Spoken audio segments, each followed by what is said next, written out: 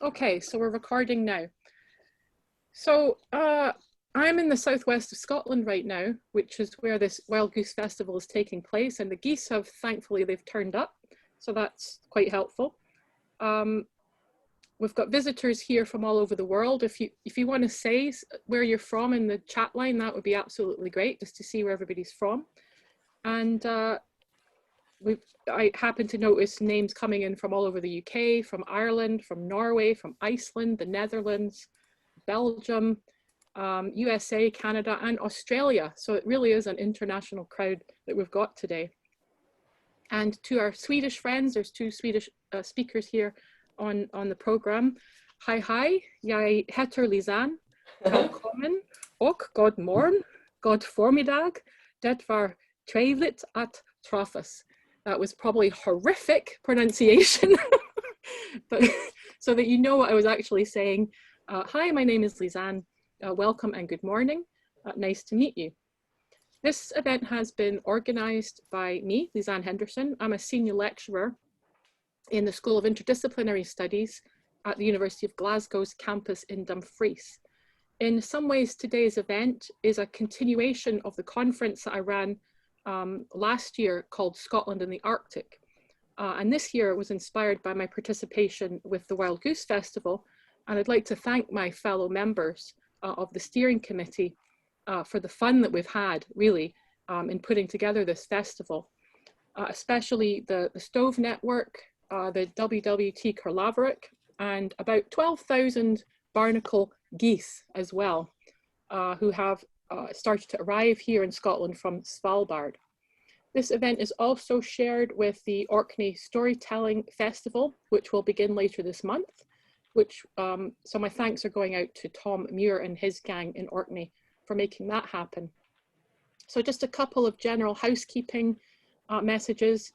Please remember to mute your microphone. I'll come in. And that's why we should mute our microphones, just because it's disruptive to the speakers and whatnot.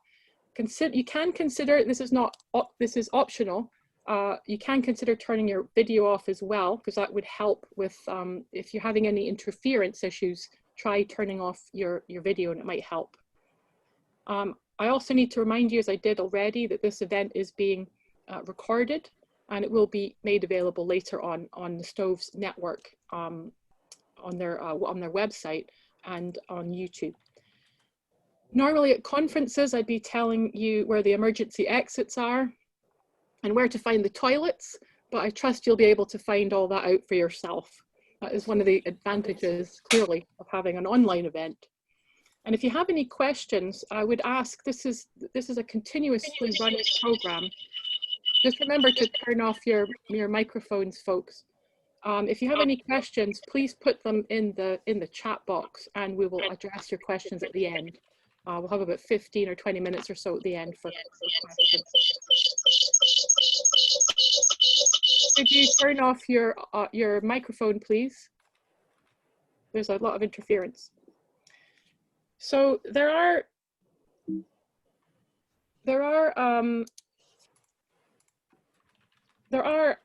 many mythical and magical animals in Scotland.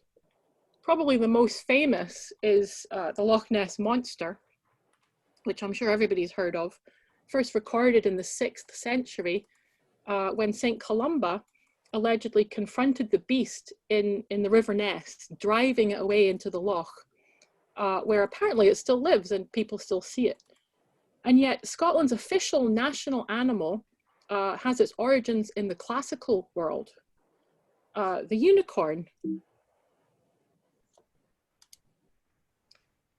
The very first descriptions of the unicorn found in the 4th century BC writings of Ctesias. And the classical authors treated the unicorn as a real animal living in some remote part of the natural world. The unicorn gets absorbed into Jewish and early Christian tradition as a symbol of Christ. And by the medieval period, when the unicorn first becomes prominent in Scotland, it has taken on meaning within the context of religious allegory and the literature of courtly love, as well as a popular heraldic device. For some beautiful examples, I would encourage you to visit, if you're in Scotland, go to Stirling Castle to see the tapestries, which heavily feature unicorns. There was also a 15th century Scottish coin produced during the reign of James III called a unicorn because it depicted one with its leg on top of a shield. And James VI also used the unicorn symbolism, which is why after the union of the crowns in 1603, when James becomes King of England as well as of Scotland, the Scottish unicorn was joined with the English lion on the royal arms. The horn of the unicorn was believed to have special curative powers, and Mary Queen of Scots actually kept a piece of unicorn tusk in order to protect herself from being poisoned. To get hold of a unicorn's horn was therefore much sought after, and the animal that is most frequently thought to provide, or was thought to provide evidence of its existence was actually a small whale from the north, the narwhal. And with the widening of trade routes from medieval times onwards and the expansion of whale hunting from about the 16th and 17th centuries, the tusk of the narwhal, which is actually a tooth, became a prized luxury item. The first attempts to scientifically demonstrate that narwhal ivory was not in fact from a unicorn was in Denmark by Caspar Bartholin, who proved it came from a fish, as he called it, from the Northern Ocean. And it took many people a lot longer to accept this, not really until the 18th century, as people must have wanted unicorns to be real. I mean, who wouldn't? I would like them to be real. And the narwhal, it's a small Arctic whale, also known as a sea unicorn, is known to the Inuit of Canada and Greenland as Kilalukak tuagalak, and it has hunted for its whale blubber and also for its tooth, which, by the way, only the male narwhal has. Its purpose is still not known. There's lots of theories, but it's still unclear. The Inuit have mythological stories about the narwhal, such as this one about a woman who was escaping from an abusive husband when she fell into the water and sunk far below into the ocean. And when she re-emerged, she had transformed into a narwhal. Her hair twisted around and around, creating the corkscrew tusk. When the Scottish explorers and whalers went to the Arctic in the 19th century, they brought back narwhal tusks, traded from the Inuit or caught by the whalers. And I think I've got a picture here, do I? Oh no, I don't, never mind. I thought I'd put a picture there of one for you, but I have obviously forgotten to do so. And Marshall College Museum in Aberdeen has in its possession a narwhal tusk, about 10 feet long. So just to give you an idea how long these things can be, brought back from the Davis Strait. And, oh, it is there. It's just, all you guys are blocking the picture. I couldn't see it. There it is on the right-hand side of the PowerPoint there. Made around 1800, came from a tusk that was brought back to Scotland by a whaler from Leith. Now, our first speaker, I shall stop sharing. If I can figure out how to get out of this now.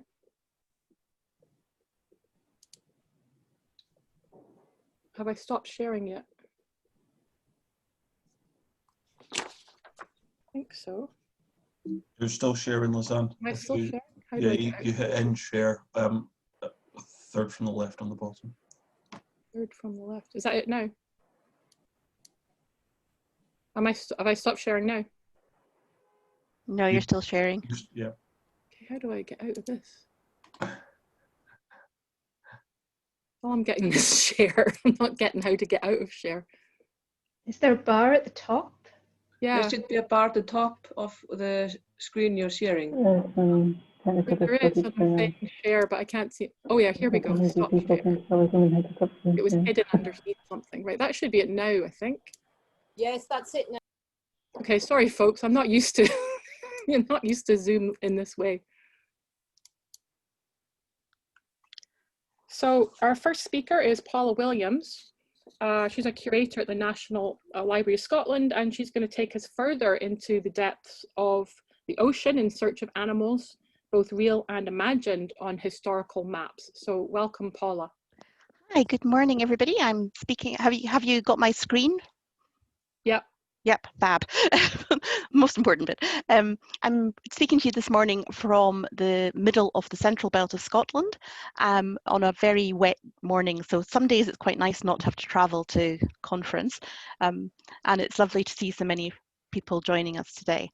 I'm Paula Williams and I'm curator of the Maps, Mountaineering and Polar collections at the National Library of Scotland. And thank you to Lausanne for inviting me to speak this morning. The National Library of Scotland has the largest map collection in Scotland and one of the largest in the world. We have more than 2 million maps and atlases covering Scotland and indeed the whole world. So when Lausanne asked if I could look for North Atlantic animals, creatures in our collections, I was delighted to go off and have a rummage. As a curator, we don't often get much time to actually look at the maps, so this was a good opportunity.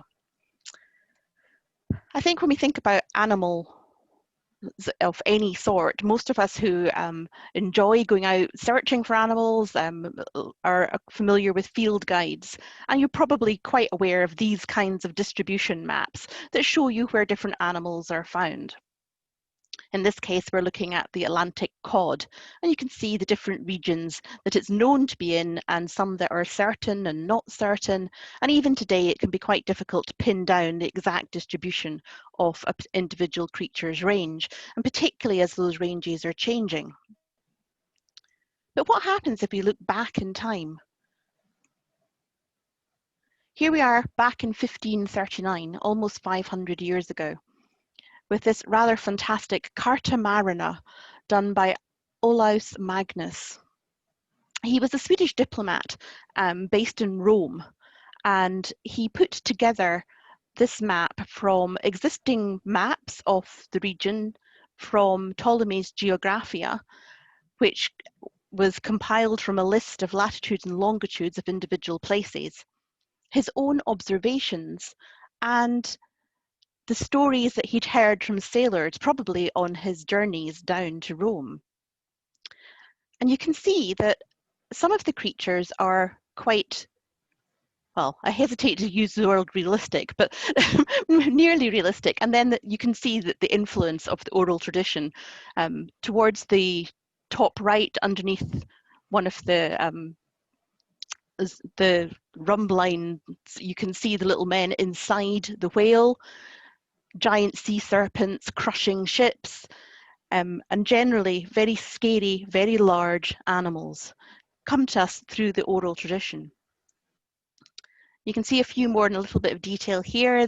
The Ursu albi, the white bear, polar bears on their ice floes, reindeer being harnessed for sledges, eagles catching Arctic foxes, something approaching maybe a heron catching eels, and then a dragon.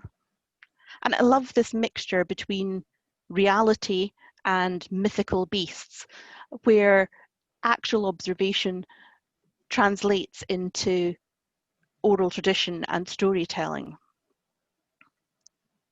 Now, some of those animals are brought forward into this map of Iceland by Abraham Ortelius, which was published in the 1570s. You can make out the sea animals round the bottom, and some of these are very similar to those on the Carta Marina. There are only 2 known copies of the Carta Marina today, one in Munich and one in Uppsala. But Ortelius, who was based in Antwerp, must have had access to see one, not just to see it, but to copy it. Some of the animals are exactly like those on the Carta Marina. So something like the polar bears, here shown round the northeast tip of Iceland, again on their little ice floes. The walruses, the sea cows looking very like actual cows, and the narwhal. And you can see from the narwhal, that these illustrations were drawn from verbal descriptions, whether written or oral. You can imagine somebody saying, oh, it's this kind of whale thing with a long pointy beak nose, and somebody has drawn it with a long pointy nose rather than with the horn that we would imagine today. And he has other whales. So D, the hyena, is very similar to the host. In fact, it's almost identical drawing, which is why we think that Ortelius must have seen the Carta Marina to be able to use those illustrations to illustrate his own. The Xiphias, again, this appeared on the Carta Marina. The English whale, F, down at the bottom, is quite interesting in that it's described on Ortelius's map as being, or the accompanying text, as being 35 feet long and having no teeth. So the illustration shows you that it has teeth, but it makes us think that this could be a basking shark, something that's that long but isn't thought of as being a carnivore. Whereas the springwell, or springing whale, can be associated with an orca, and apparently it was a ferocious flesh eater, was how it was described. Having seen images of I completely forgotten the word, humpback whales leaping vertically out of the water. It is possible, though, that this is actually a humpback rather than an orca. But again, it's how the animals are depicted from other people's stories and descriptions. So Ortelius used some of these on other maps, like the map of Scotland, from his Terrarum Orbis, Theatrum Orbis Terrarum of the 1570s. And here we have this lovely little whale, the only creature that appears on the map, taken from the map of Iceland and indeed from the Carta Marina, this double-spouted whale slash fish that appears on many of his maps, filling in blank areas of the sea. But on this map, there's an interesting note around Loch Lomond, saying that it's tempestuous, it's very stormy, and that it has fish without wings. Just an interesting side note, if you like, buried within the depths of the map. And what's interesting to me about this is that this note effectively appears again 120 years later on this map produced by Herman Moll in 1714. And here again he comments about the frequent tempestuous loch and the fish without fins. It was in his north part of Great Britain called Scotland. And he includes other notes. Here is plenty of cod and ling. And Ailsa, here sole and geese are found, gannets. And all round the islands, he talks about the fish stocks. And this is one of the things about looking for evidence of animals on maps, is that very often it was related directly to man's interaction with the animals, so fishing and hunting in particular. So he's telling fishermen basically that there are good stocks in this area. And then sometimes on maps, the evidence is incidental. And what we're looking at here is one of the little sidelines off the map of Scotland of gannets, just drawn as tiny little lines around the Bass Rock. So it's an incidental evidence that there was a large sea flock, bird flock there at the time. Sometimes on maps, again, the evidence can be hard to find. This is quite a sketchy map, but with lots of text. And in the text, it mentions in the rarities of Caithness, an expedition from Lathron Wheel to go out and hunt the silks or the seals, where they enter a cave in the middle of the night and everybody is provided with a baton and they effectively club the seals. So it can be difficult when you're searching through map collections to try and find these kind of references. Often in catalogue records, these kind of details aren't mentioned, so you do have to spend quite a lot of time just working your way through. Sometimes the evidence is not on the map itself, but in the cartouche of the map. And this is often an illustrative picture around the title. And these were used from kind of the 1600s, maybe through to the mid 1700s, when mapping became more scientific, if you like, to illustrate something about the area that was shown. And here on the top left, we have walruses, the top right, we have a whale hunt, and then the lower right, you can see that Orkney and Shetland are characterised by having fishing, so the fish hanging up to dry. And again, this is reflective of human interaction with the animals. Even on a local scale, so these are from John Hume's maps of ascent of various estates, and each of them has one of these lovely little hand-drawn cartouches. And we can see the fishermen, the little porpoises floating about near Unapool, the domestic animals and deer at Alderney, and then again another image of fishing with the nets being pulled in at Knockney in Invercargill. And I think that these little depictions of the kind of domestic animals that were used are also interesting, because it's easy to overlook the kind of farm animals that people would have had. And then lastly, because I'm desperate to stick to time, and we can find heraldic animals on maps. So Lausanne's already told us about the lovely unicorns, which you can see here on the right hand side. In the middle we have some deer, and on the left we have the rather bizarre heraldic antelope with these straight serrated horns and vicious looking teeth. And then at the bottom right again, underneath the unicorns, these mare sheep. I have no idea what they're called, but that's what I'm going to name them now, with their finned tails and sheep-like faces. So animals of all sorts appear on these early maps, and I think it's worth taking the time to go and have a look for them, and they can tell us quite a lot about the oral history and the development of the physical history of the animals' ranges. Thank you. Thank you so much, Paula. That was amazing. And thank you also for sticking to time. You've set a good example for us. Now let's see if I can stick to time as I mess about trying to share my screen again.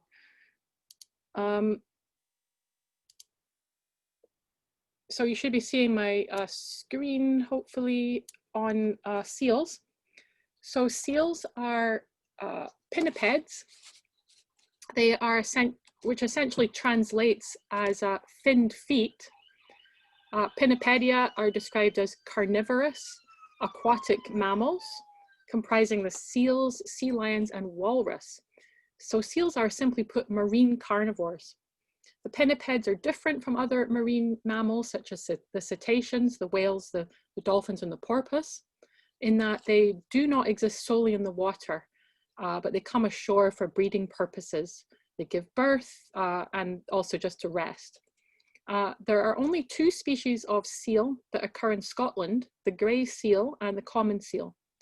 In Scots Gaelic, they're known as the Ron or the Ron Mor or Ron Mara, which means seal or seal of the sea. And the most common Scots word for seal is selkie.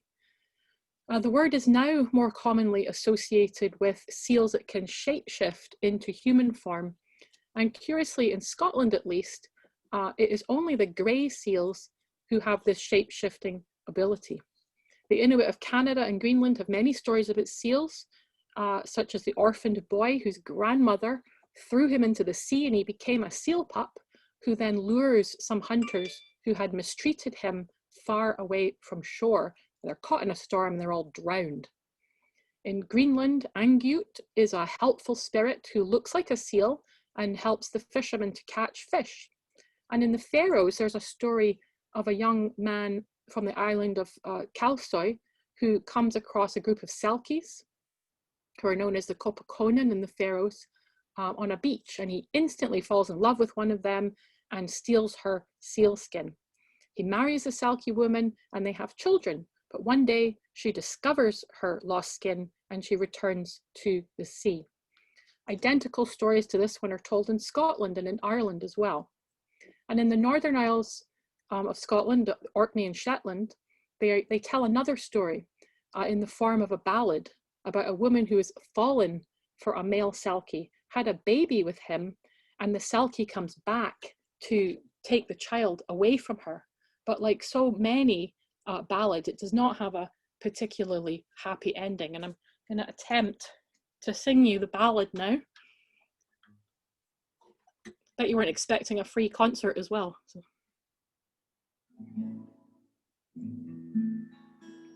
Unearthly Nuris sits and sings,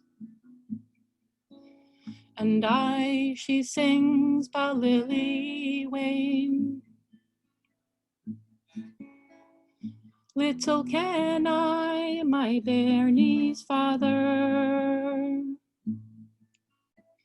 far less the land that he steps in.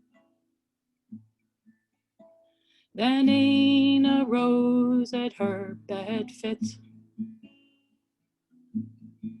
and a grumly guest I'm sure was he. Here am I, thy bairnie's father, although that I be not comely. I am a man upon the land, and I am a silky o' the sea. And when I'm far and far frae land, my dwelling is in Salisbury. And it shall come to pass on a summer's day, when the sun shines hot on every stain, that I will take my little young son and teach him for to swim the Fame. And you shall marry a proud gunner, and a proud gunner I'm sure he'll be, for the very first shot that e'er he shoots, he'll shoot both my young son and me. I am a man upon the land, and I am a silky o' the sea. And when I'm far and far frae land, my dwelling is in Salisbury.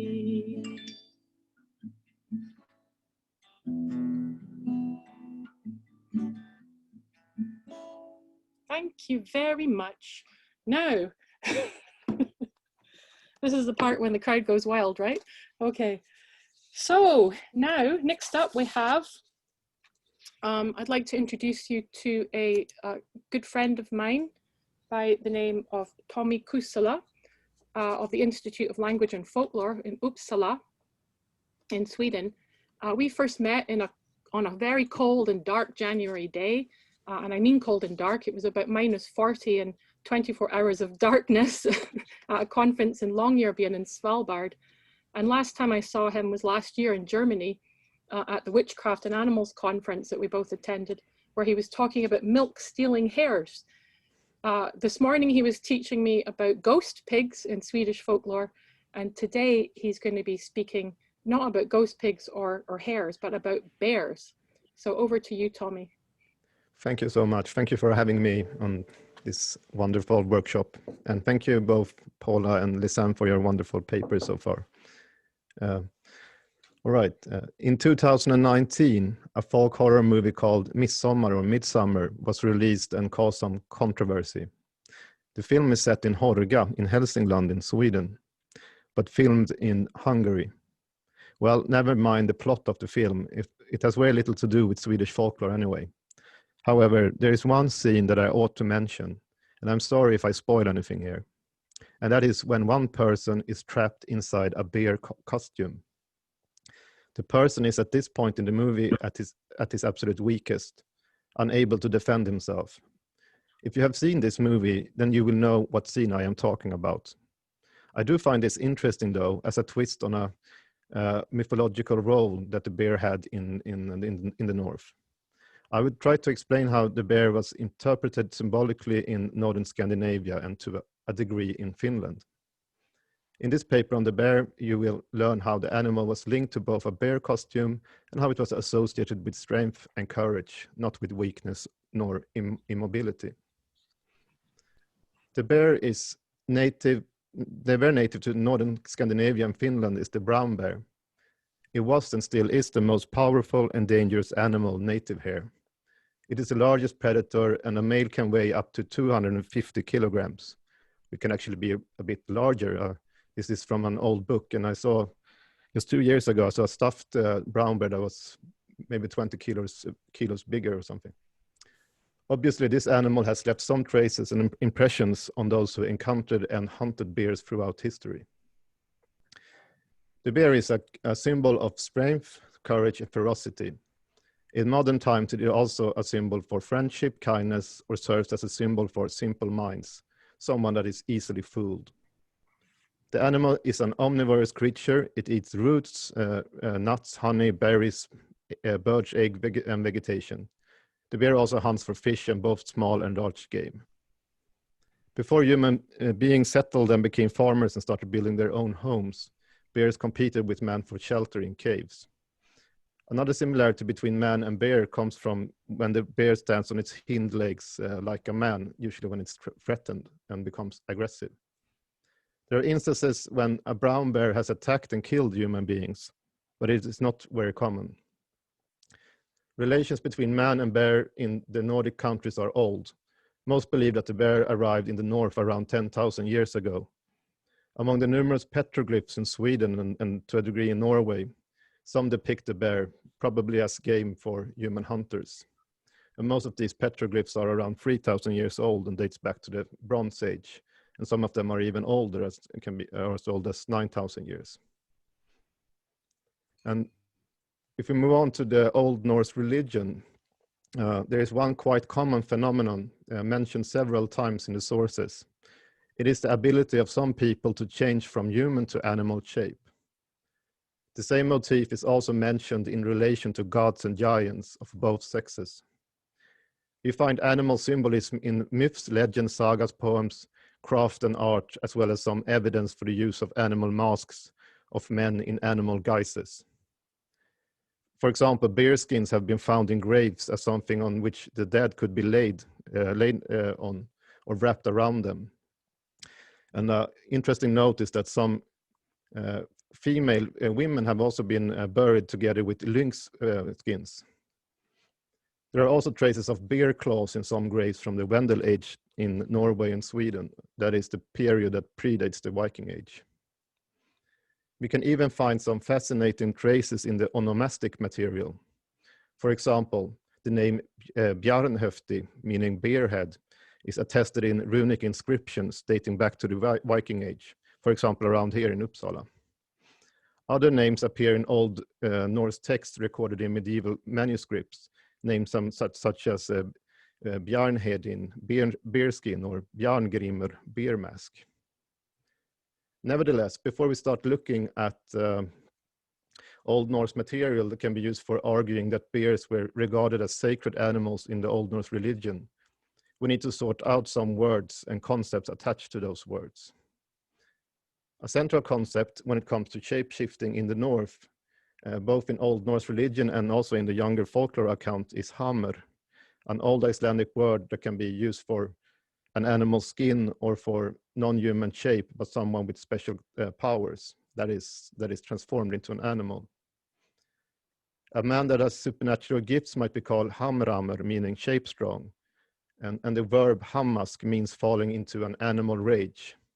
Such persons in this state might be called hamslaus, out of his or her shape. A person could also be called a shape leaper, that is hamleipa, meaning that he or she could, by means of magic, jump out of his or her shape, or for someone who had unusual strength or energy.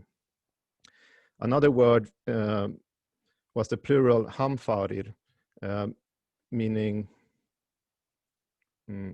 for the ability to send out the spirit, the so-called free soul, in an animal form, while the body of the practitioner lies as if dead or sleeping.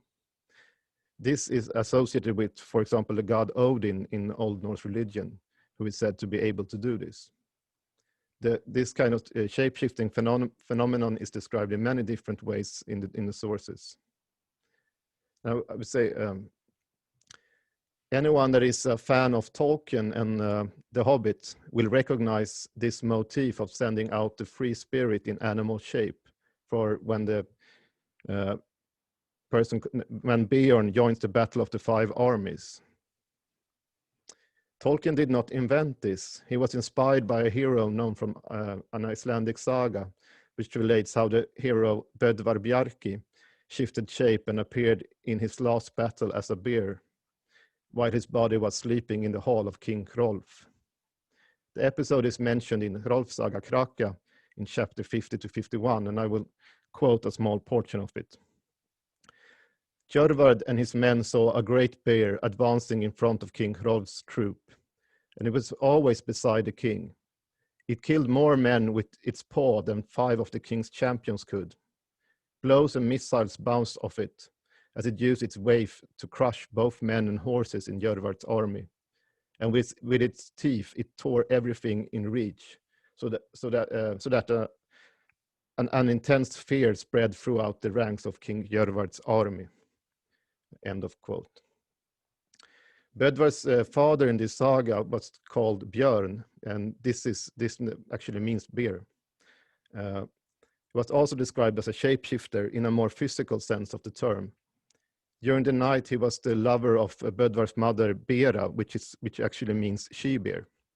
But in the morning, he put on a bear skin, a bjarnarhammer, and went out as a bear. Since there are no bears in Iceland, except the occasional polar bear, and the largest predator is the Arctic fox, it seems probably that the narrative about Bödvar comes from Scandinavia, or more probably came in from Norway. Another story about bears is of interest. It comes from the Icelandic book in account of how Iceland was settled, the Landnama book. Among the settlers were 2 men who became neighbors in Iceland but quarreled over grazing rights. It is said that both men were very hamrammer, that is shape strong. A man gifted with second sight saw how a great bear came from the direction of one of the men's farms, and a bull came from the other man's farm. They met and fought furiously, and the bear got the upper hand. In the morning, a hollow could be seen where they had fought, and the earth had been turned over. Speaking of fighting, there is another phenomenon that we must mention.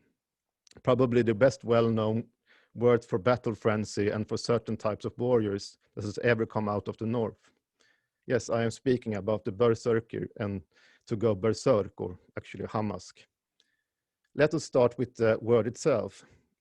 Berserker is a compound.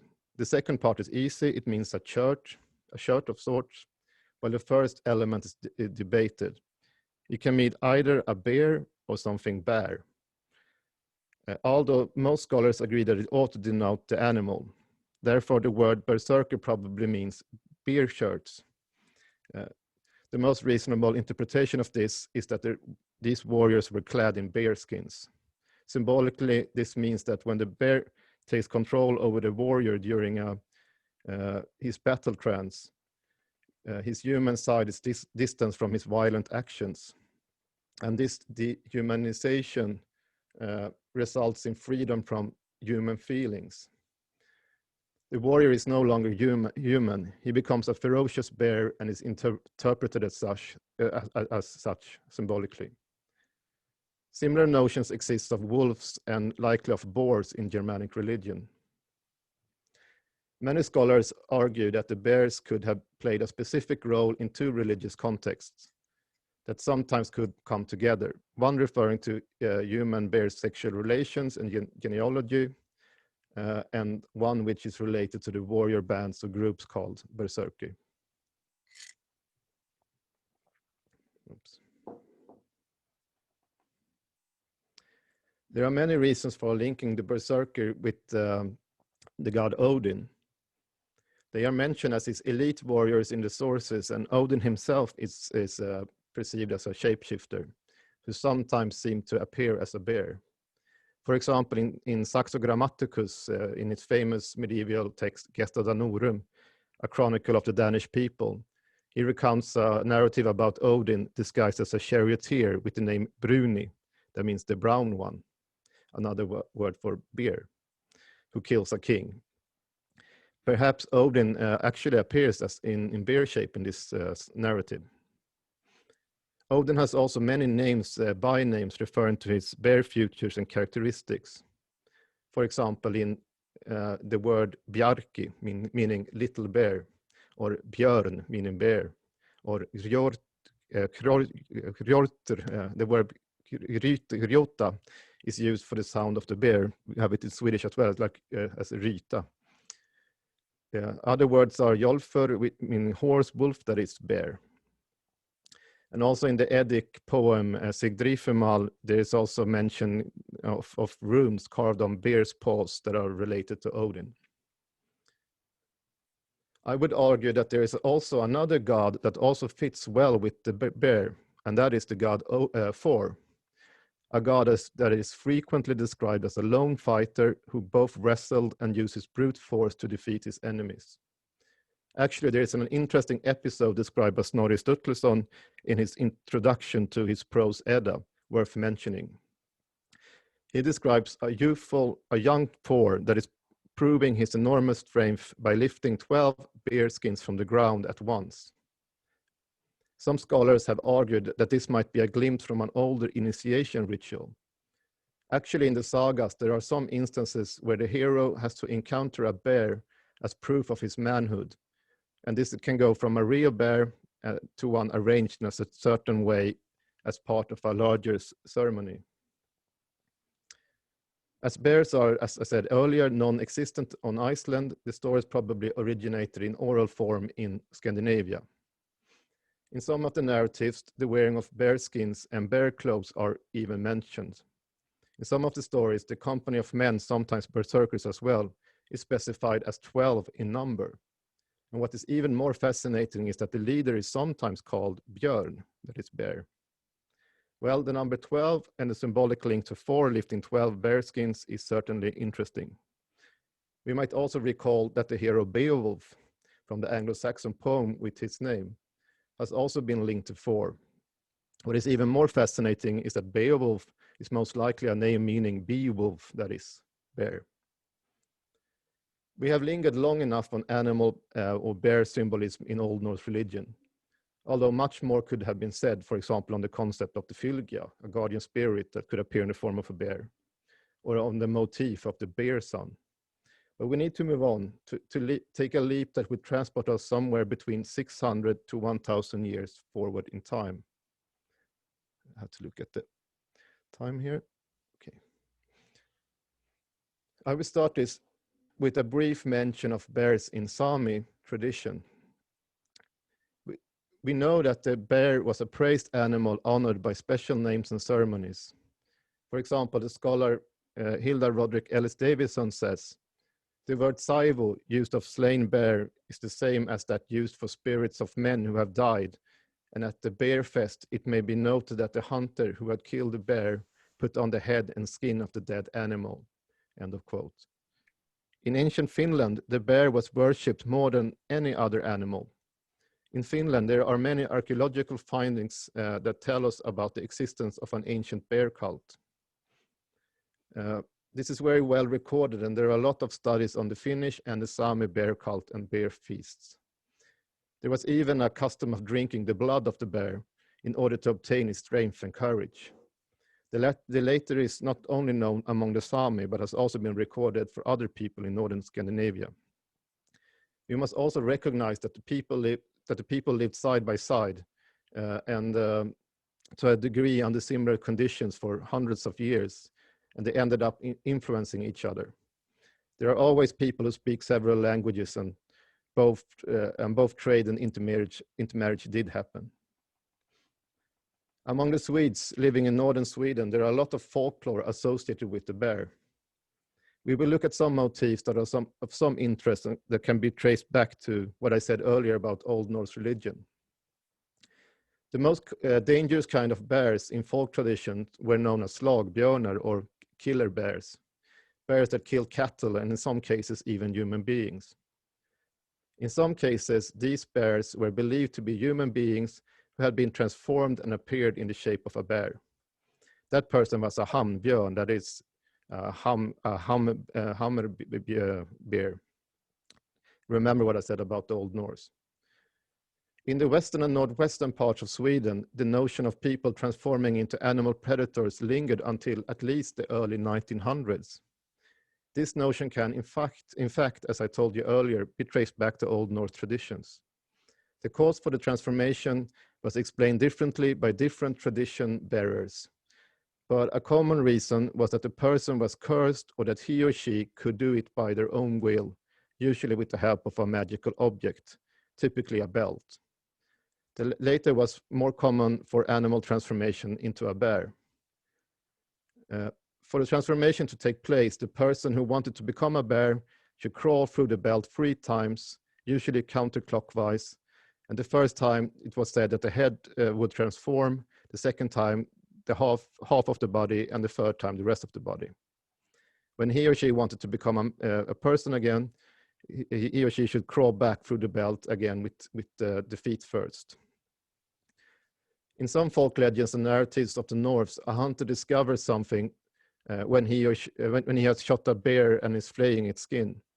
Under it, he finds something: a belt, a tinderbox, a pipe, a knife sheath, a skin pouch, or something. And then the hunter understands that the bear is actually a transformed man.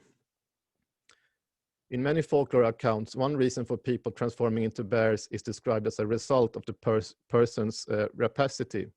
One interesting detail, and this can also be compared to the berserker, is that a person who transforms into a bear loses all human traits. The person becomes a bloodthirsty predator. This is actually more interesting than it sounds, because werewolves, for example, were still believed to have some of their humanity left when transformed, but not bears. And there are stories in which bears and humans get together, variants of the bear son motif, in which a young woman gets lost or separated from her human companions and is found by a bear with whom she ends up living and having children. Eventually the bear is killed and the woman returns with her child, who is obviously more stronger than other children and things like that. And they are extraordinary. This is also a major theme that we won't have time to explore here and now. However, I will mention one thing, that the son of such a union is sometimes said to have the strength of 12 men. This obviously leads us back to the young 4 lifting 12 bear skins. Time is running out and I need to sum up my talk with some final remarks. The behavior and character of the bear have motivated and stimulated human beings. The relationship between the bear and human is very old and has still, even though wild encounters with bears are not that common, inspired popular cultures and notions of the bear. Many have grown up with tales of bears, from time-worn myths and folk tales, songs and ballads, folk legends, to novels, movies, theater, commercials, computer games, as well as artistic interpretations of the bear. Man and bear have walked this earth side by side for thousands of years. The bear has been revered for its strength, been hunted for its meat, bones, and skin, and it has been both feared and shunned. But it has also been a source for comfort and joy. Most kids grow up watching cartoons with fictional bears such as Winnie the Pooh, Paddington, Baloo, or Yogi, while hugging their favorite teddy bear. Something that is certain is that the The bear really is a monumental and towering animal and symbol that even in the future will inspire and capture the imagination of humanity. Thank you. Thank you so much, Tommy. That was brilliant, as ever. And we're going to stick just very briefly on the bear theme. Let me just share my screen again. But this time with the polar bears, where we do see some similarities to exactly what Tommy was just talking about. The Inuit of Canada and Greenland had many, many stories in mythological times that polar bears and people once lived in harmony together, that they lived in equality, that there was no difference really between bears and people.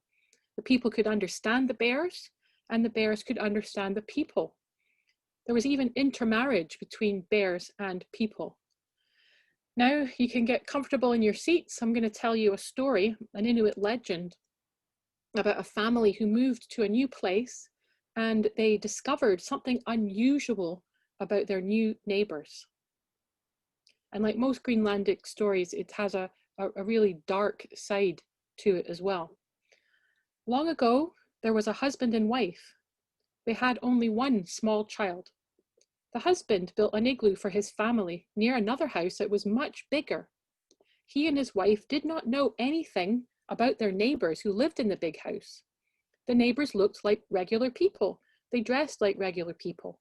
The man and his wife had no idea that their neighbors were really polar bears that had transformed into people. One day, the wife decided to go out for a walk. She carried her small child in a ulipikak on her back. When she came to the big house next door, she thought somebody might be home. So she went in. Inside, she saw many polar bear skins lying on the floor. The skins were completely clean, empty of any flesh. She was very surprised to find that nobody was at home. It is said when polar bears are transformed into people, they leave their fur on the ground. The woman was very surprised to see the polar bear skins on the ground. She was glad that her baby was sleeping soundly on her back. The woman was still inside the big house when the polar bears came home. She was very scared. She had nowhere to escape. The woman, with her baby still sleeping soundly on her back, hid herself between the lining in the walls of the big house. She listened as the great polar bears, which had been transformed to look exactly like people, spoke in Inuktitut. The polar bears were complaining that they had come home with nothing to eat. Suddenly, one of the polar bears said, "I smell a human in here." The woman was very frightened. She did not know what to do. Her child had started making noises and she thought it was just about to cry. She tried to stop the baby from making any sound. She was so frightened that she accidentally smothered her child to death. Finally, when night came, the polar bears fell asleep. The woman did not move. All night long, she stood perfectly still, hidden inside the big house where the great bears lived. She did not try to escape because she was certain that if she moved, she would be found out. The next day, the polar bears prepared to go hunting. At last, she would be able to leave her hiding place. But just when she thought the house was empty, one of the polar bears stomped back into the big house. It seemed the bear had forgotten something. The woman returned to her hiding place where she had stood all night long. As it happened, the forgetful polar bear never left the house all day. The woman spent the whole day and another whole night hiding. In the end, she hid for 2 full nights inside the big house, hiding from the polar bears that looked like people. At last, the polar bears finally left the big house and the woman returned home to her igloo. She arrived home without her child. The husband was shocked when he learned that they had lost their only child. He was also very surprised to learn that they lived next door to great polar bears that looked like people. In the end, the couple moved far away, but for the rest of their days, they lived in fear that their neighbors could really be polar bears in disguise. Now, I have no idea what the moral is of that story, except don't go poking around in your neighbor's affairs. What do we really know about our neighbors? It's a good question. So now it is my great pleasure to introduce you to Karen Durka, who is the Associate Professor in the History of Ideas at the University of Stockholm in Sweden. And today she's going to take us into an exploration of the wolf in Sweden. So welcome, Karen.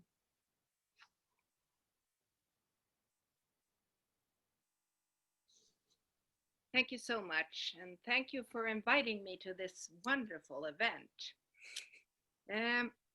Yes, I'm going to talk about wolves in Sweden, and in particular one wolf, because in the local newspaper, let's see here if I can, in the local newspaper Dalpilen, a small news item was published in January 1886. The caption reads, "Hard Winter," and the news item consisted of only one sentence. It says, "A wolf showed itself this Monday at Rålambshov outside Marieberg." And this is today a part of the city of Stockholm. This short announcement is loaded with meaning and contains a world of ideas. And in this talk, I'd like to scrutinize this note to investigate what we can learn from a wolf showing up in Stockholm in the 19th century. My talk will be about challenging sources, but also to extract knowledge about a wolf in Stockholm, journalists' and readers' ideas about it, and what frightened people in 19th century Sweden, and ultimately how we can listen to wolves. The caption ties to an old vernacular idea about wolves being connected to cold weather and long, dark winter months. A cold and harsh winter affected both humans and animals and prompted desperation in both. According to both vernacular and zoological knowledge, the cold forced wolves to approach humans. It is, one can read the news item, the cold that has driven the wolf to Stockholm. Thereby, the sight of the wolf could be a forerunner for harsh times. The 18th century moralist and natural historian Magnus Aurelius noted how the wolf could be interpreted as a bad omen, a sign of coming evil and bad times. Aurelius' description of the wolf certainly makes sure we understand what kind of animal we are dealing with. He writes about the wolf, "They are large as the strongest dog, covered with ash-gray coarse hairs, have a large head with a wide and mostly wide open jaw with white strong teeth which are ordered like on a saw."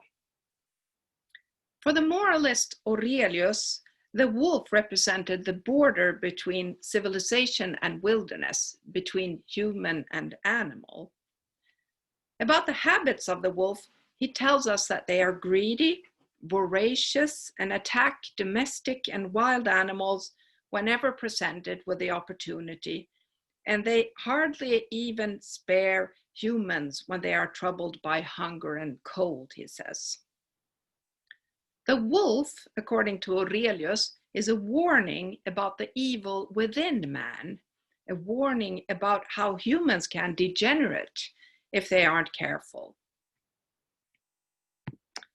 He writes, "The wolf becomes angrier and more malicious the longer he lives, and he is in this way a living impression of a human who persists to be evil."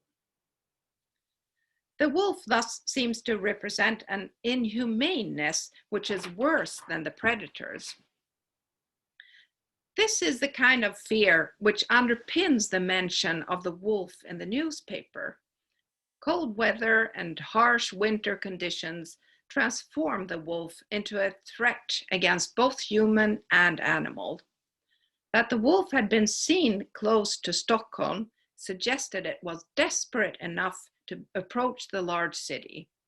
Such a wolf was worthy of mention even in a local newspaper from another part of Sweden. These vernacular ideas are fascinating. However, I find the wording of the news item that the wolf showed itself even more interesting. The note does not tell that someone saw a wolf, nor that the wolf had been seen. Instead, the wording of the news item makes the wolf the active part. The animal had, according to the newspaper, actively appeared, showed itself, and in this way earned a mention in the newspaper. Behind this small clip, we find not only vernacular ideas about how we can interpret the appearance of wolves, but also the wolf itself, who has done something rendering a mention in the paper. So we need to stop for a moment and reflect over what the wolf could be doing on the outskirts of the city of Stockholm. What do we know about the wolf? In 1886, it was a rare inhabitant in the Swedish forests. During the 18th and 19th centuries, campaigns were launched in order to exterminate wolves in Sweden. The authorities encouraged people to kill wolves with threats of sanctions following failure and rewards for success. Wolf pits, nets, poison, and large-scale hunting were used to get rid of the wolf. The authorities' predator politics grew from a military organization where the wolf was described as an intruder. In 19th century zoological literature, the wolf was depicted as an immigrant, an alien arriving from Norway, Finland, or Russia. In a nationalist construction, the wolf was depicted as un-Swedish, as representing the alien. From this perspective, the wolf's appearance in the small news item can be understood as a warning about foreign powers' intrusion on Swedish territory. The appearance of the wolf can be interpreted as a vague threat and a call to protect the borders of the nation. The hunting methods to exterminate wolves provided varied results. Despite this, the population of wolves by the end of the 19th century had been reduced to a few hundred because of hunting pressure and smaller populations of roe deer, deer, and moose, and not the least, the diminishing of wolf-friendly habitats. Wolves today often live in family groups with complicated social organizations consisting of individuals related to each other. Of course, I can't take for granted that wolves in 1886, in this example, lived the same way as wolves do today. It is, in fact, very difficult to draw any general conclusions about wolf life because there are great differences between groups and individuals. Still, we do need to take some point of departure and some kind of knowledge about the habit of wolves, considering the wolf itself will not let us know. Wolf family groups have a home territory, and at the age of about 2, young wolves leave the territory to found their own family. Wolves move through the landscape with a purpose. They interact with their surroundings, and they are highly aware of it. Ecological research shows that predators, just like prey animals, adapt their behavior according to pressure from perceived threats. What threatens large carnivores, and they are fully aware of this, is humans. Studies from the Scandinavian Bear Project show that bears that happen to come close to humans actively avoid them. They seem to quite precisely in time and place to be able to determine when and where humans are active, and therefore pose a threat. Wolves also choose their location more according to distance from humans than type of landscape. And that means that in the choice between a habitat which is wolf-friendly but contains humans, and one less adapted for wolves but with less humans, the wolf will choose the latter. Not only do large carnivores avoid humans, according to these studies, they seem to understand when they are being hunted and not. That is, they change their behavior according to when the hunting season occurs and to which animals that can be hunted. So a great priority for large carnivores thus seems to be to avoid humans. Humans are the largest threat to them. Also, we can draw the conclusion that the threat humans pose to large carnivores today is no less than in the 19th century. Therefore, I could argue that the wolf in our small news item did in fact not at all show itself as the reporter would have it. Rather, the wolf was discovered. The wolf as a species had for a long time been exposed to a large hunting pressure. Remaining wolves most likely wanted to keep away from humans as much as possible. The appearance by Rålambshov more likely was a mistake. Perhaps the wolf in the news item was a young wandering wolf. In a scarcely wolf-populated landscape, a young wolf will have to search very long for a partner. At the same time, we need to ask a few critical questions. There is a problem with representing the wolf. What gives me the right or even ability to give voice to the wolf in this way? As scholars, to write about others always presents us with ethical dilemmas.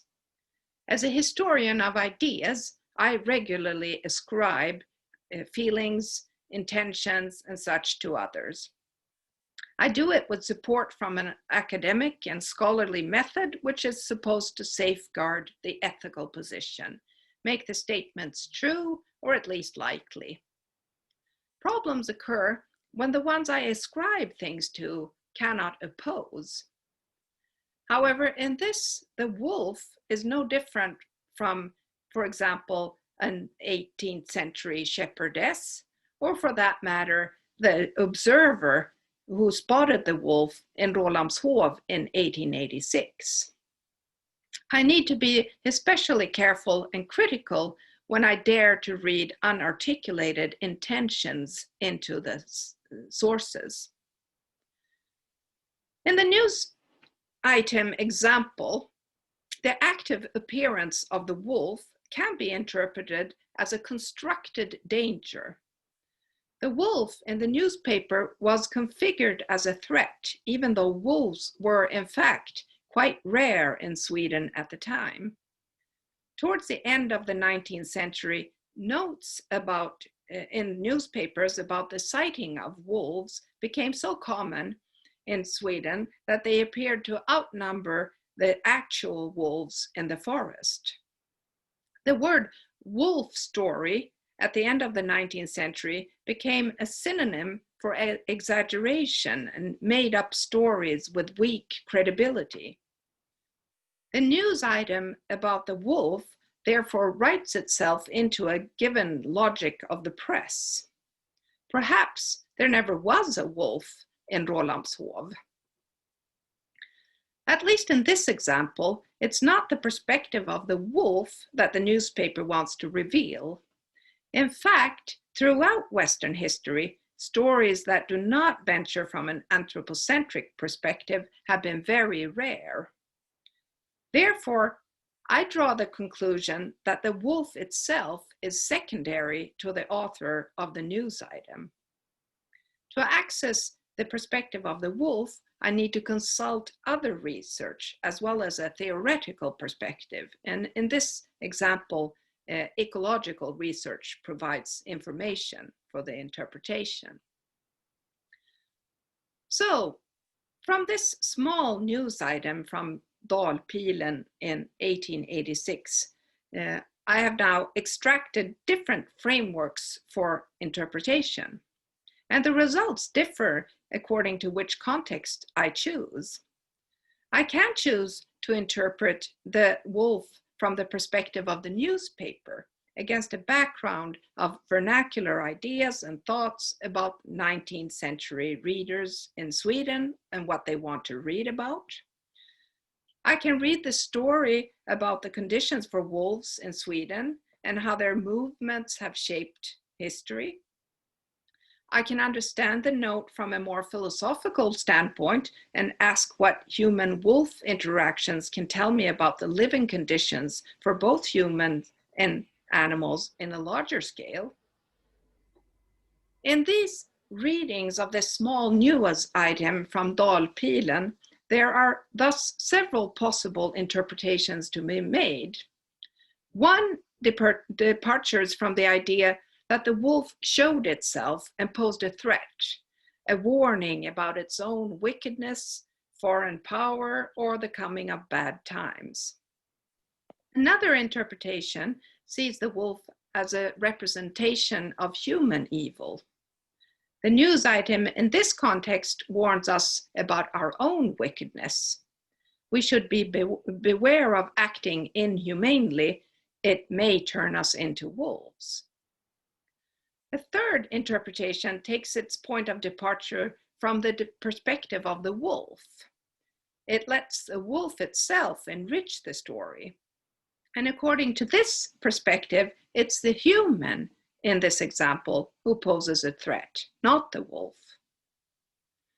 This way, it's possible to produce knowledge about the living conditions of wolves in 19th century Sweden and about how people interpreted their appearance. It's possible to bring out knowledge about how large carnivores relate to humans and reflect over what that can mean. It's also possible to say something about the origins of fear in relation to perceived threats in both humans and wolves.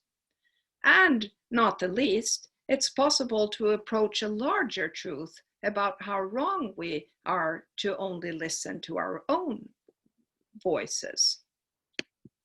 Thank you. Thank you so much. Another brilliant paper. My speakers are killing it this morning, I think it's fair to say. This has been great. Am I allowed to enjoy it so much? I think so. So for those of you who know me, you know that my main area of research has been on the witch hunts. And I've been working for the last, I don't know, 3 or 4 years now, maybe longer, on the role of animals in Scottish witch belief. Disappointingly, perhaps, the concept of the familiar, a demon in animal form, a sort of supernatural animal helper, common to English witch belief, is a very rare phenomenon in the Scottish evidence, hardly ever mentioned in the trial evidence, though there are the odd learned references to it, for example, here from William Forbes in 1730. Much more common was that many Scottish witches were alleged therianthropists, that they could shapeshift, notably adopting the form of a hare or a cat or a crow. There were benefits to taking animal form. So for witch hares, for example, they were women that had shapeshifted into the form of a hare, usually to steal milk from cows. We see this very similar, not identical, but very similar traditions in the Nordic traditions as well, of the milk hare created by the witch for the express purpose of milk theft.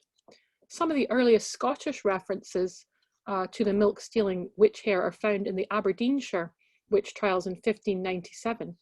One of the suspects, Isabel Robbie, was apparently frequently seen in hare form. The mountain hare, Lepus timidus, a native of the Scottish Highlands, but it's mostly the brown hare, Lepus europaeus, introduced to Scotland back in the Iron Age, that features in witch belief. So it's usually the brown hair. Another common motif is the witch in the shape of a hare, or sometimes in the shape of a cat, has caused some mischief. Somebody injures them while they are in their kind of hare or cat form, and then later on, while back in human form, their crime is discovered because they have identical wounds on their human form as they did when they were injured in animal form. One of the more detailed descriptions that we have of the witch hare transformation comes from a relatively well-known trial and confession of Isabel Gowdy, executed in 1662, when she said, "I shall go until a hare with sorrow in sight and meikle care," which roughly translates into, "I shall go into a hare, causing sorrow and grief and much trouble." Isabel also claimed she and her coven yoked a plough of puddocks, which is a Scots word for a frog or a toad. And the puddocks did draw the plough as oxen. And I just love that, like what an amazing image that is. Furthermore, she confessed they used a charm to take with us the cow's milk. So they were stealing the milk from the cow, which was done in the devil's name. Theft of milk and hurt to cattle was a regular complaint made against Scottish witches. And this is not surprising, given the centrality of cattle to so many people's livelihoods. The sickness and death of a single cow, a potential catastrophe for the family involved. Magical attacks upon cattle and other livestock were thus a direct attack on the household in question. Now, I will leave you now with one of the stranger cases that I've come across. In 1590, Jonnet Grant was arrested for the slaughter of 16 cattle. She had caused other multiple deaths of humans as well. But this is where it gets strange. And hopefully there's no children present in the room, because I don't know if I'm allowed to say this at this time in the morning. For taking the power of many men's members, which is a word for the penis, and taking another man's member away altogether. So in other words, she'd caused impotency or infertility. Penis theft is highly unusual in the Scottish evidence. It's not so rare in the German evidence, but here in Scotland, it's not that common. Scottish witches were far more interested, it would seem, in stealing milk than in stealing penises. So I'm not quite sure what that says about Scottish witches, but we can maybe talk about that on another occasion. Anyway, enough of that. It is my great pleasure to welcome now Miranda Sushi, who is a PhD candidate with us at the University of Glasgow, and indeed her supervisor will be following her as our final speaker. Miranda is doing some exceptionally interesting work on the extinction studies and taxidermy, and she's going to speak with us today about the fate of the great auk in particular. So welcome, Miranda. Thank you so much, Lizanne. It's amazing to be part of such a global Zoom and such an amazing panel. I've really enjoyed all the papers so far. It's quite hard to follow on from a story about penis theft, but I will do my best. The most powerful encounter I have had with a great auk was with its body, or what had been its body. Taxidermy sits in the uncomfortable area between a living thing and a museum specimen, an animal-made object. We might refer to the specimen as an it, or as a she, or a he. Sometimes the animal had a name in life, such as Lonesome George, the last Pinta Island tortoise, who is now on display in the Galapagos Islands, or Guy the gorilla, once at London Zoo and now in the Natural History Museum. Sometimes the animal is only named after its death. Aberdeen Zoology Museum held a competition to name their stuffed Bengal tiger, who became Rani after a suggestion from a 4-year-old received the most votes from museum staff. It perhaps becomes harder for us to think of taxidermy specimens as it when they are named and gendered, even if this naming and even gendering is artificial. Taxidermy's power, after all, lies in its artifice, in its ability to convince us that the animal was once live, and perhaps in some way still is. The thingness of taxidermy, wrote Rachel Poliquin, is in our feeling that the animal is looking back at us.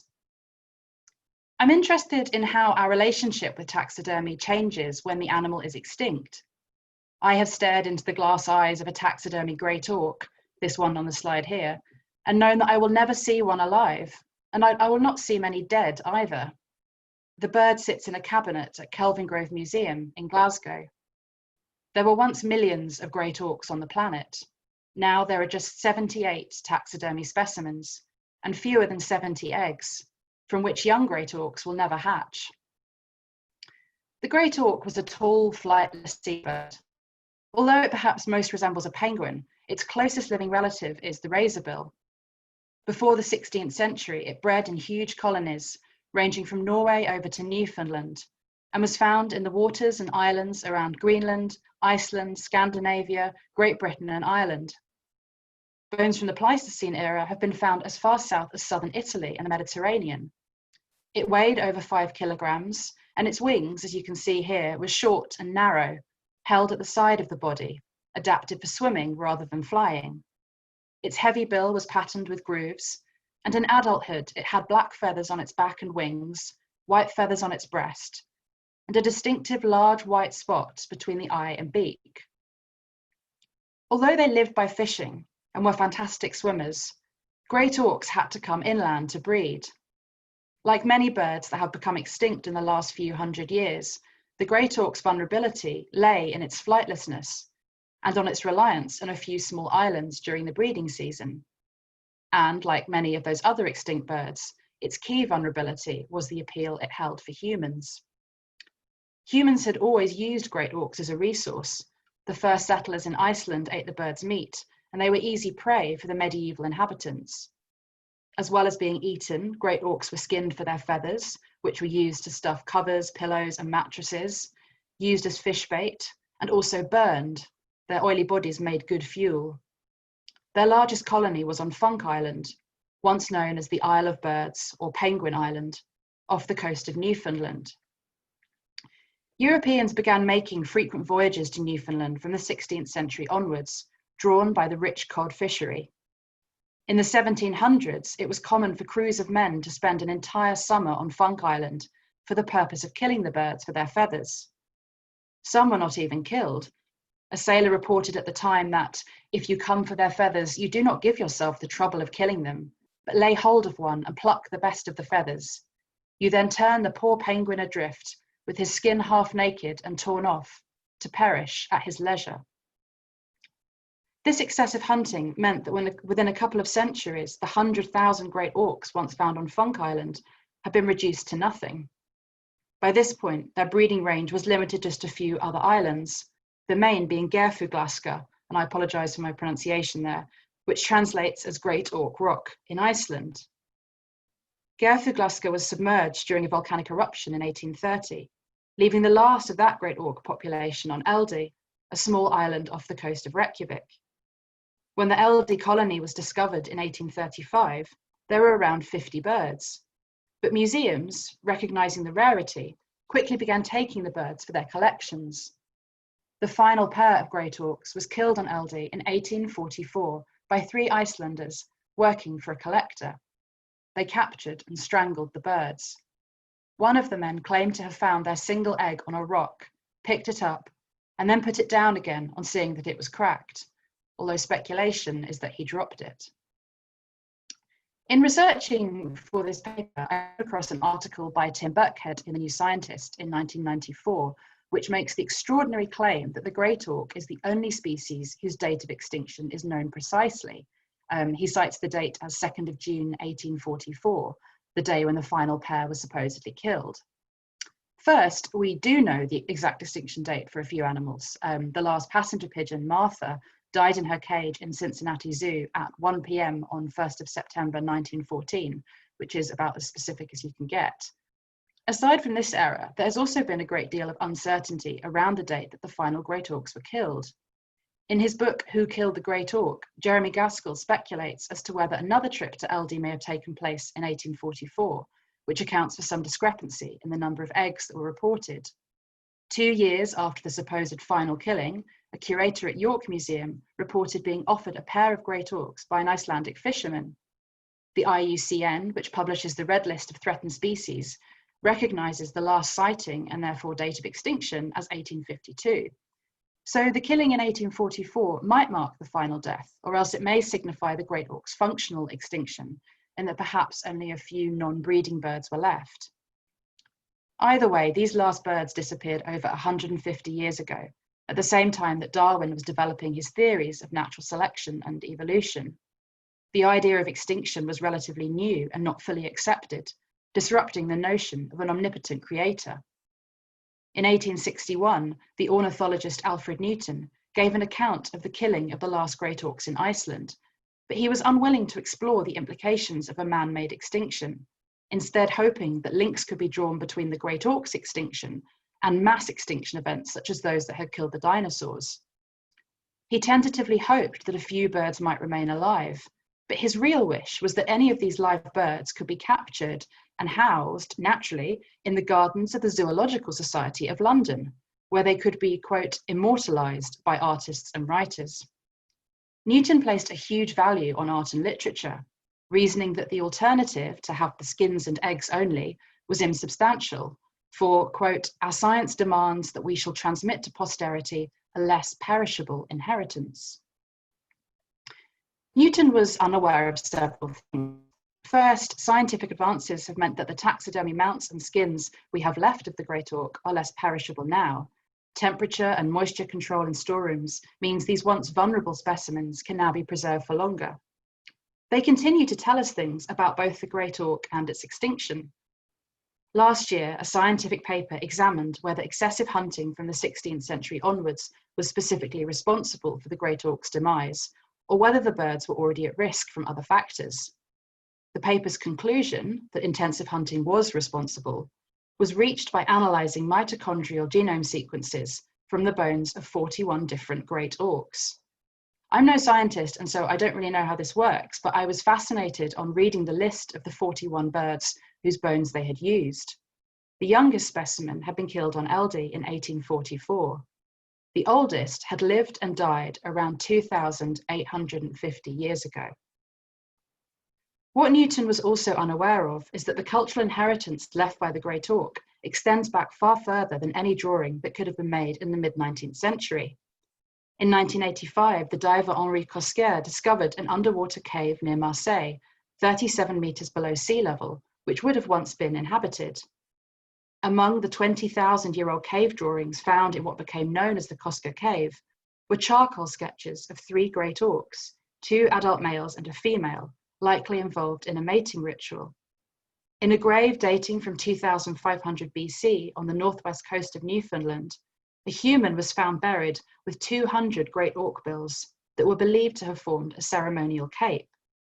The great auk clearly had significance to maritime archaic people and early populations, and the power attributed to the bird continued right up until its extinction.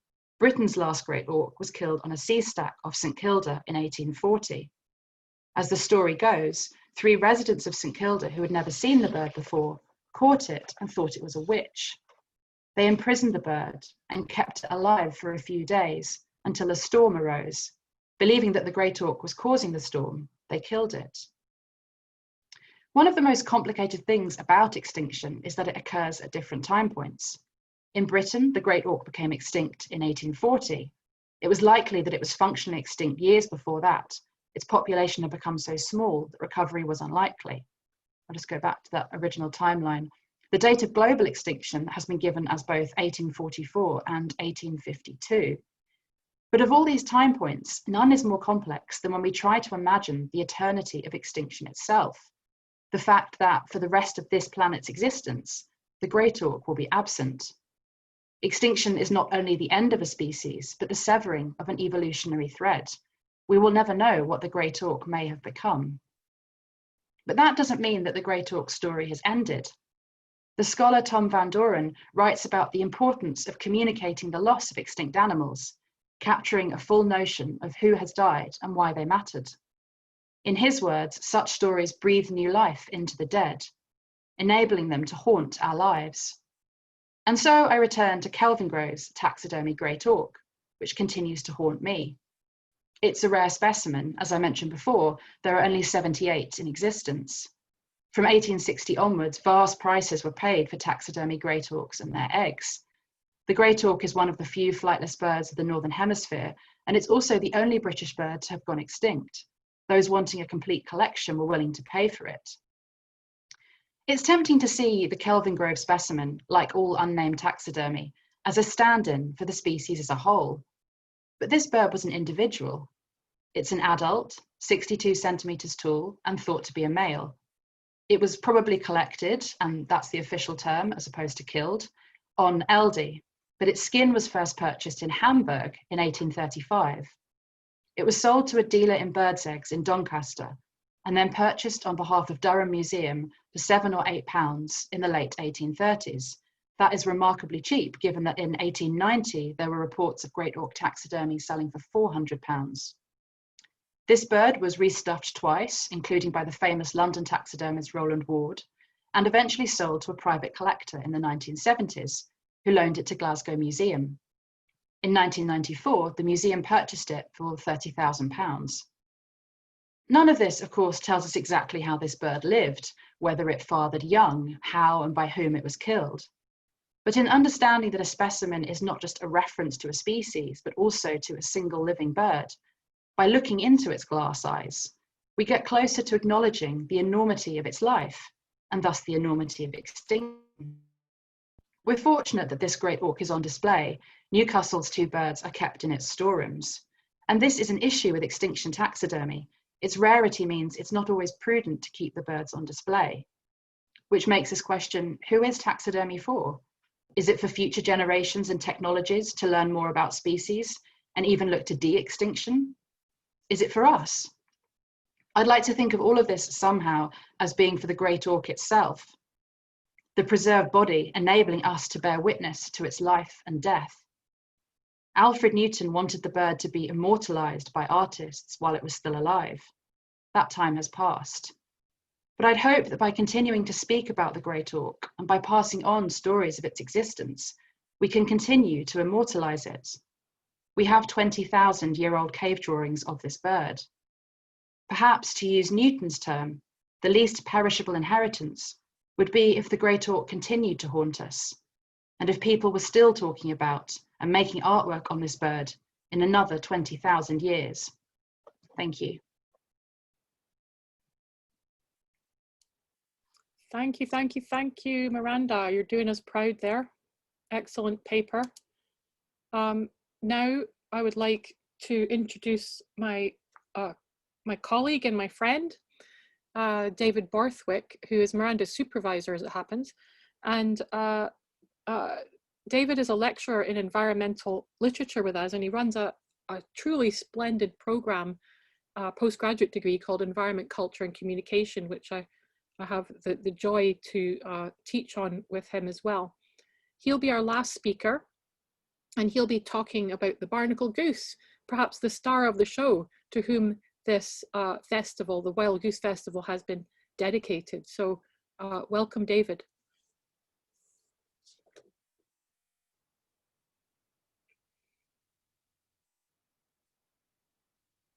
It would help if I unmuted myself, of course. Yeah. Excellent. Okay, that's a good start. So I'm going to talk about the Barnacle Goose and why it's a good bird to think along with.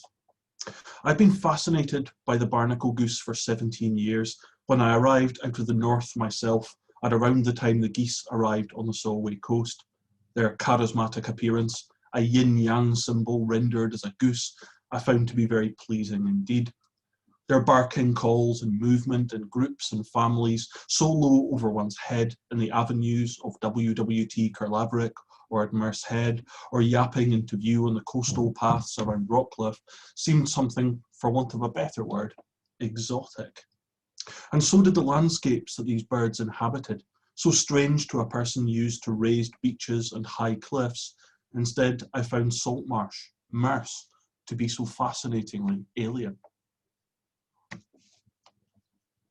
As one commentator in the mid-20th century, Kenneth Richmond, talks of these vast stretches of salting with their glittering pools and their labyrinths of muddy channels made it difficult to know where to begin. Over time, though, my interest only got deeper.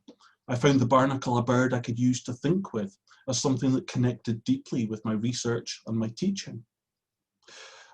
In a shorthand, I suppose the culture of nature is what I look at.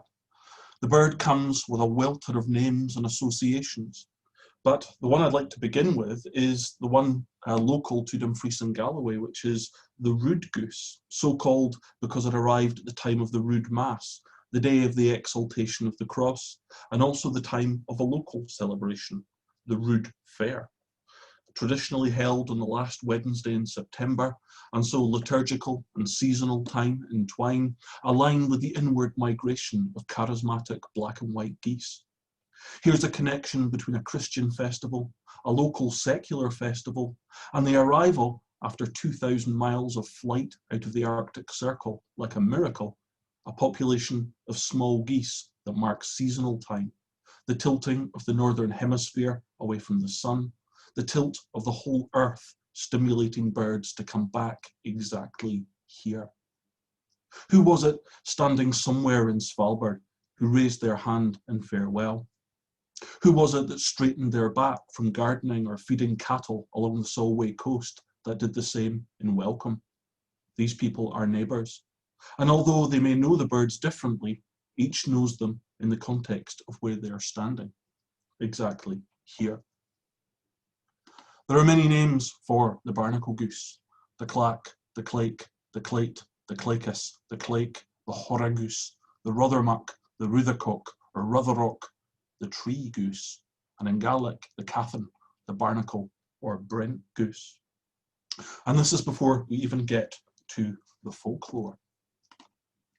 Here's an 11th century codex, the Exeter book, which contains a riddle. It says, "Of the billows of the beamwood in my black array, white in part were then my pranked garments fair.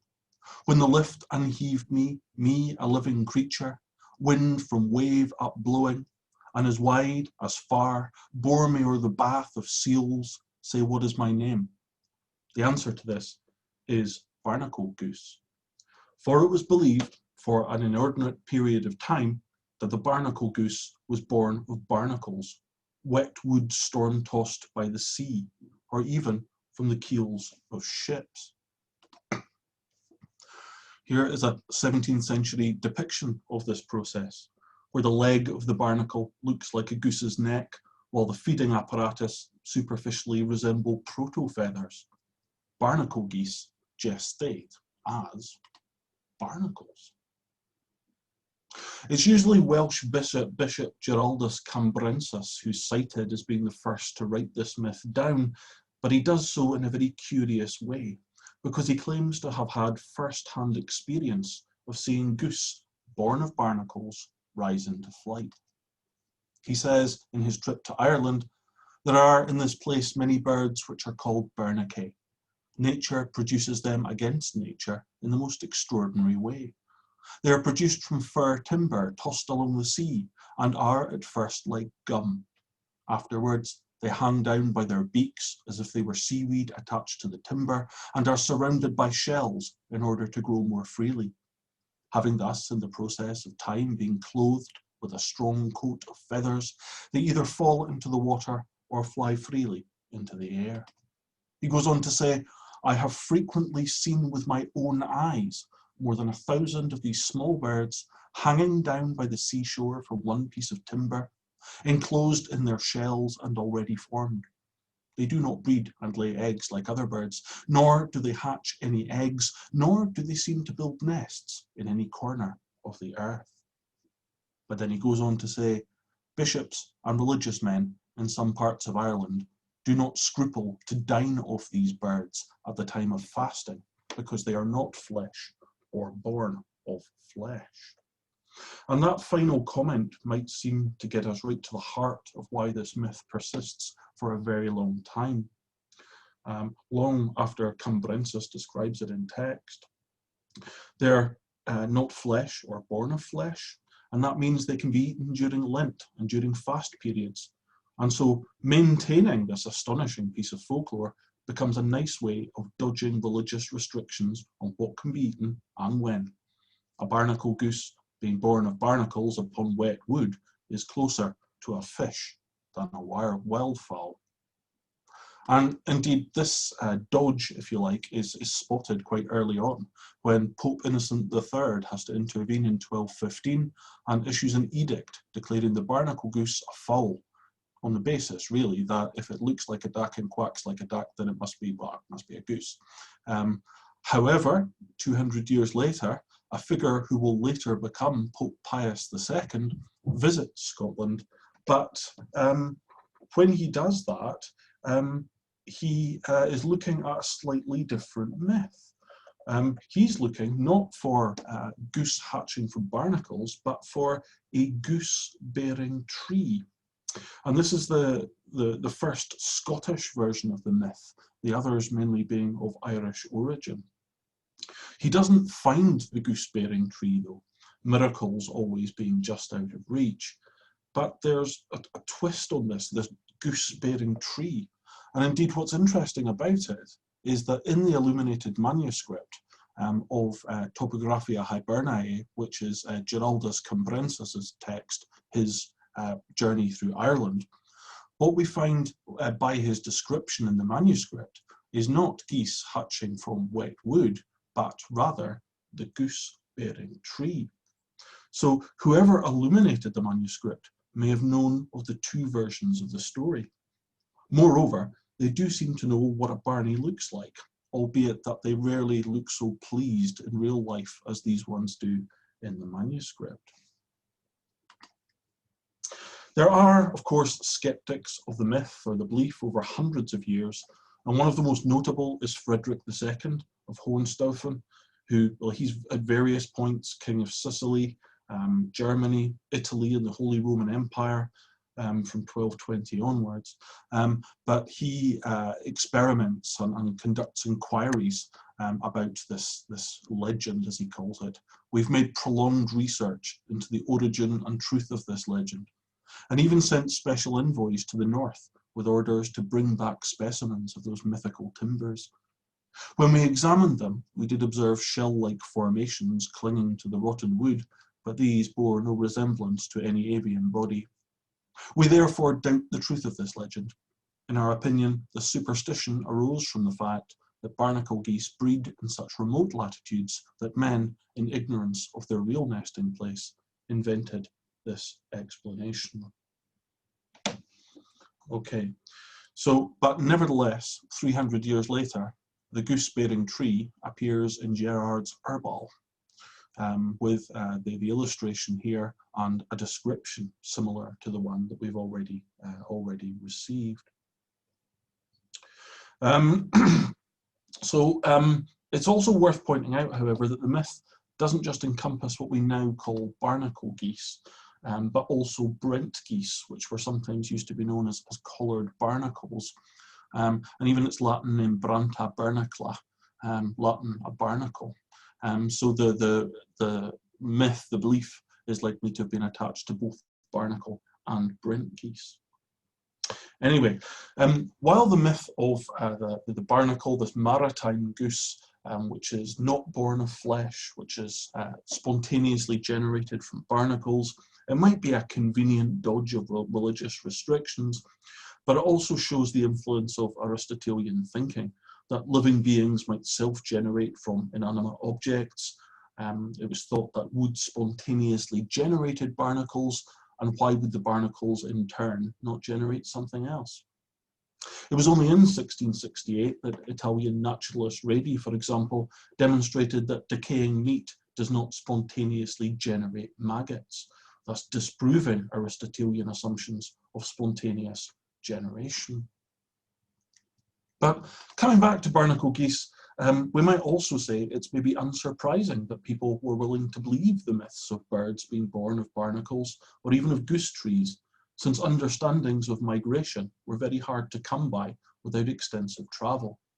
Indeed, the great naturalist of Selborne, Gilbert White, was wandering around in the late 18th century, still musing on the possibility that swallows hibernated at the bottom of rivers and ponds during the winter. He says, did these small, weak birds, some of which were nestlings 12 days ago, shift their quarters at this late season of the year to the other side of the northern tropic? Or rather, is it not more probable that the next church, ruin, chalk cliff, steep covert, or perhaps sandbank, lake, or pool, as a more northern naturalist would say, may become their hibernaculum and afford them a ready and obvious retreat? Barnacle geese breeding sites are, in some accounts, they're only discovered in Svalbard in 1907, but other accounts show that Dutch sailors were catching and eating both barnacle and brent geese in 1597 while on expedition to try and find the Northeast Passage. What I love about the Barnacle Goose story, though, is that quite simply it's a beautiful story and has attracted so many writers, scholars, and scientists to look into its wide currency over such a long period of time. In the early 20th century, Sir Ray Lancaster, he writes on it extensively, arguing for a very wide investment in belief in goose trees and geese generating from barnacles, citing everything from myths in India, which also feature goose-bearing trees, to the symbolic motifs found in archaeological finds, such as these Mycenaean pots. What I find fascinating and beautiful about the story is its refusal to believe that a creature is only one thing. It gestures at metamorphic possibility, at the protean meanings and existences over time of these strange beings we share the world with, and which are so much more than only animal or bird or goose, but which live in their own life worlds, which are so mysterious and beyond our own ways that they can never really be understood, however much effort we channel into describing them or characterizing their behavior. They will always resist such restrictions and be more than we would have them being. And this is why I find the barnacle goose such a useful companion to think along with. To think of the barnacle goose is to think of the connections between the Arctic Circle and the Solway Coast, to think in larger scales than we might otherwise. Migratory birds, you see, allow one to see the world as dynamic, in movement, in constant change. We know from the arrival of these birds that the whole globe is tilting at the moment into either winter or spring. More than this, though, looking at the goose causes me to think in different scales of time and geography. If I love the Solway Coast and I'm glad of those who are its stewards, then surely I must also give thought to those doing the same in the archipelagos of the Arctic Circle, for there is also here in terms of my neighbour the goose's habitat. And those human neighbours in Svalbard and Karlavrik then are also linked, as each place affects the other. In Svalbard this summer, on the 25th of July, a record high temperature of 21.7 degrees was recorded at Longyearbyen. What does climate change mean for my northern neighbours, both goose and human? What does it mean for the polar bears who lack sea ice and must predate upon the eggs of geese? For from bear to goose to human, Longyearbyen to Glencapel, we are connected. The barnacle goose continues to metamorphose, to transform and mean new things. According to one study, some have begun to seek food a little further north than previously, 350 kilometres further northwest of their traditional arrival site at Helgeland, at Vesterval. They're beginning to adapt a little to climate change, avoiding an earlier spring that brings tougher grass and therefore less energy. The Svalbard population continues to thrive after their decline to such low numbers in the mid-20th century. On the other hand, I'm thinking of the north again, and there being only so much north one can extend one's range into in the future. What does climate change mean for my neighbours, goose and human? Another recent study on the Inishkea Islands of Ireland investigated the ingestion of synthetic debris by the Greenland population of barnacle geese who overwinter there, demonstrating, and I quote, frequent and sustained ingestion of microplastics which are found in their fecal deposits.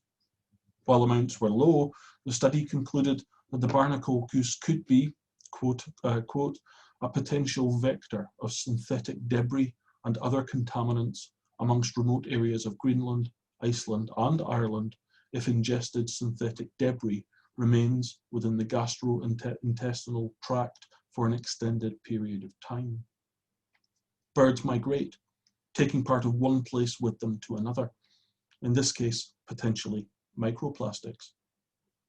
These descendants of the birds Geraldus cambrensis saw 1,000 years ago have changed again, and the metamorphic substances we use here and now, plastics, may be ingested and carried north to our neighbours. A barnacle goose helps us to think in scales of time and distance again. A barnacle goose is a useful bird to think with. It continues to change and to generate new meanings, striking a chord with poets such as Roseanne Watt, who has written several poems dedicated to the barnacles of Merse Head, and also the artist Hannah Tuliki, one of whose projects uses birds to think along with, to consider the coexistence of tradition and innovation, the ever-present interrelationship between bird and human and ecology. And for me, during the long months when they are not present, I think of the north, of the geese. I continue to think along with them in ways that Irish writer Dermot Healy, in his book-length meditation on the barnacle geese of County Westmeath, so vividly documents. All summer long, they attach themselves to the keel of thought and make the long journeys. And sometimes, at night, in bed, the pillow below my head seems 1,000 goose miles away. Thank you very much.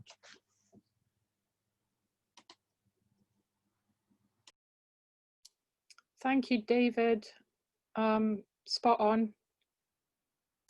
And I think we all would like to think along with the geese too, especially this week, seeing as this is the festival in their honor.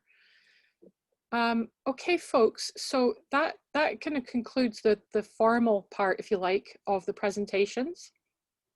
And it just really leaves me now to thank a few people. I'd like to thank all of our speakers. I would like to thank the Stove Network, who was instrumental in making the festival happen. WWT Kerlaverick, where most of these birds that you've just been hearing about are arriving to right now. So if you are in the area in Scotland, then I would recommend that you go and check it out. I'd like to thank the University of Glasgow, my institution, and the Orkney Storytelling Festival, we will be co-sharing some of these events. And of course, the Barnacle Geese, the 12,000 or so that will be arriving from the Arctic. And of course, all of you for coming. Thank you so much for supporting this event. And it's meant a lot to me because I really wasn't sure if this was going to work because I've never done something like this before. So I really appreciate your support, and it has been fantastic to see such an international crowd as well. So this will bring an end to the formal proceedings. I will stop recording in just a moment, and then we will open it up to questions that you might have for any of our speakers. I've already got a few here starting to arrive already. So can I just say very quickly, Lisanne, that rather than 12,000, it'll be about 44,000 approximately barnacle geese. Oh my goodness, there you go. That's even better. 44,000. Where did they all come from? I guess they've been breeding. That's fantastic. That's even better news. Well, it's a bit of a conservation success story because there were very, very few of them just after the Second World War. So go Barneys, go. Absolutely. That is even better news. So thanks for that update. Okay, so I shall stop the recording now.